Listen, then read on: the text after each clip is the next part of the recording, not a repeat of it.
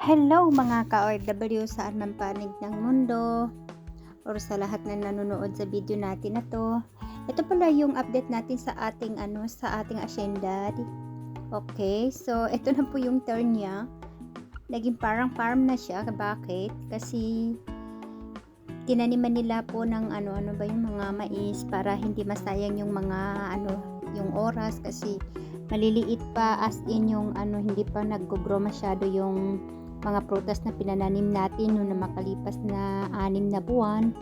Okay, so hanggang ngayon medyo maliit pa kaya tinaniman nila ng mga mais. So yan po. At nakikita niyo ba kung ano itong ginagawa nila na may mga kawayan sa taas? Okay, kasi ang plano nila dyan ay tinaniman nila yan ng mga gulay. Kagaya ng mga ano ba yun? Kagaya ng mga pipino, kalabasa, ampalaya. Oo. So, ang gusto nila kasi, ang gawin nila diyan po yung mga magsanga-sanga yung mga gulay dito sa taas. Ang gusto nila, ganun ang plano nila diyan kung bakit may mga kawayan sa taas-taas na mga na yan. O diba nakita niyo diyan sa baba meron diyan na ano ba yun? Gulay na natanim na. So, yan po ang update natin sa ating farm ngayon. Diba? Matagal-tagal na rin natin hindi na-update. Mga na maka-4 na buwan na yata, 5 buwan. Oo. Siyempre, kasi noon na makailang buwan, diba, tagtuyot dito banda. So, ginawa namin ng paraan para hindi mamamatay ang lahat ng mga pinananim namin dati. So, nagawa naman ang paraan, kaso ang lang talaga yung lansones kasi marami talagang na matay na lansones. Oo, yun talaga. Pero lahat naman nabuhay kahit papano.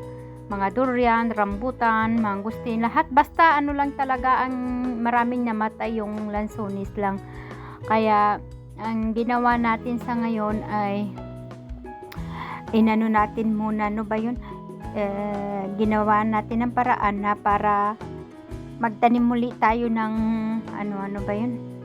lansones para hindi tayo mawala ng pag-asa na kailangan ay marami tayong mabuhay na lansones dito sa farm na to.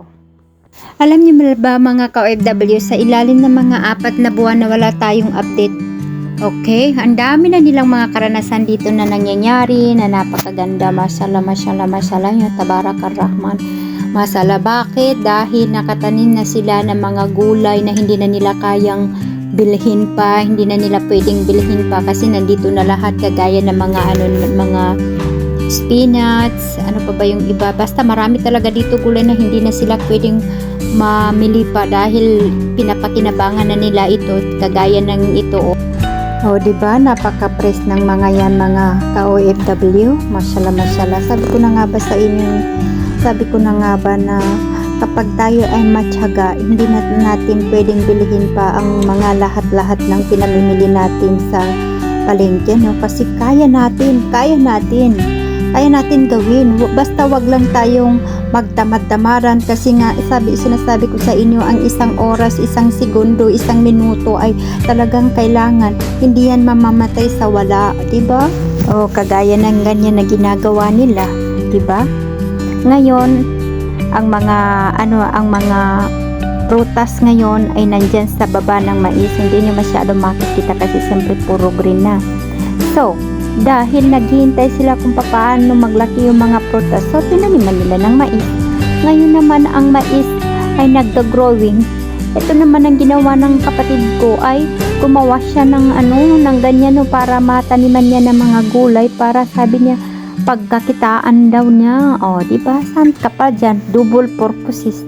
Yan ang tinatawag na double kayod at double o, diba?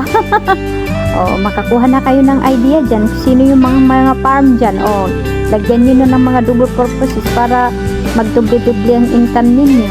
Diba? O, ganda yan. Kaya, tingnan nyo sa mga isang buwan ngayong makita nyo na yan kung gaano kaganda. Mashallah. Pag may itananim ka, may aanhin ka. Diba? O, yan. Ang laki talaga ng pinagkaiba niya noon at ngayon dahil napakaaliwalas tingnan ng farm. Ngayon ay farm pa siya. Pag mag-grow na yung mga mga itinatanim natin nung una na mga prutas, so magiging asyenda na yan siya.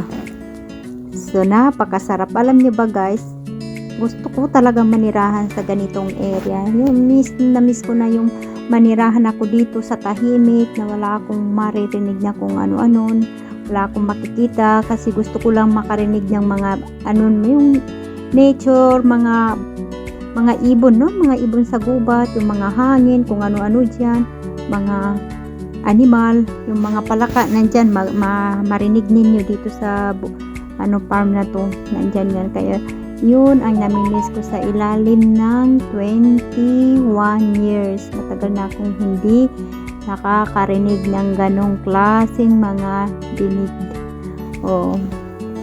Din yun ba guys? Napakaaliwalas.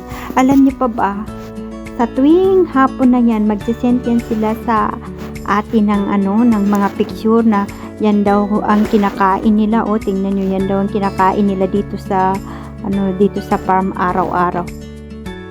Diba? Saan yan galing? Nandyan lahat sa farm na yan. Hindi po yan siya pinamili, ha? Diyan lahat galing sa farm na yan. Tinanim na nila at ngayon ay pinapakinabangan na nila lahat.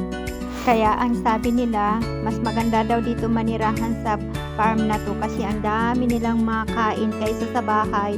Sa bahay lang daw ay kanin lang daw ang makain nila, samantala dito sa farm na to nandyan na yung lahat may makain sila, kung anong klase mga pagkain kagaya ng mga banana, mga kung ano-anong niluluto nila dito na mga mangga, marami na talaga dito mga merenda. So kaya nga sabi nila dito sa farm na to na maganda ang kanilang mga pagkain dito, puro napaka-fresh, masala. At pati mga mga hito, mga isda, sinesend nila sa akin kasi daw yan daw ang isda nila ngayon o yan daw ang ulam nila ngayon hapon. So yan ang araw-araw na ginagawa nila kada nandyan sila sa farm. Diba?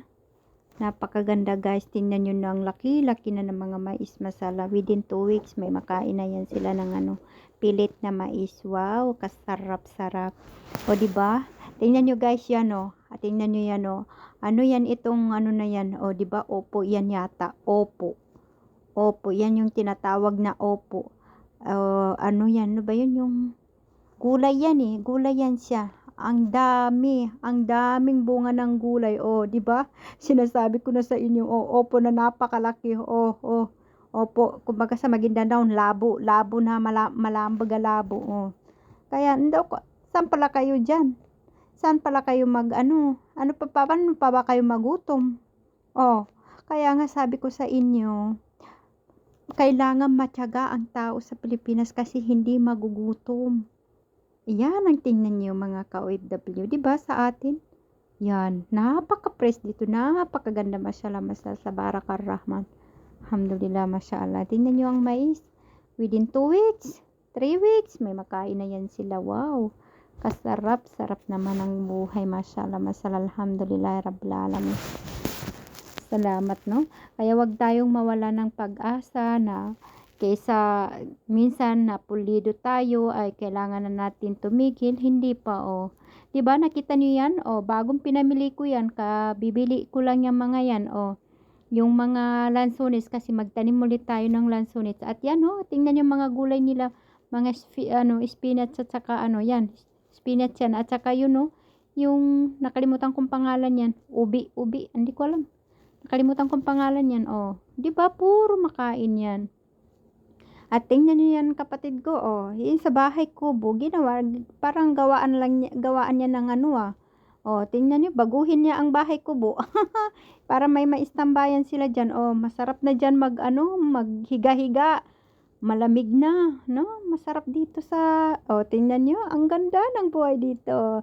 Ayan ang kusina pang sinaunang panahon na kusina. Diba? Tingnan nyo ang kapatid ko. Yan, ang ginagawa niya dito. Ayan.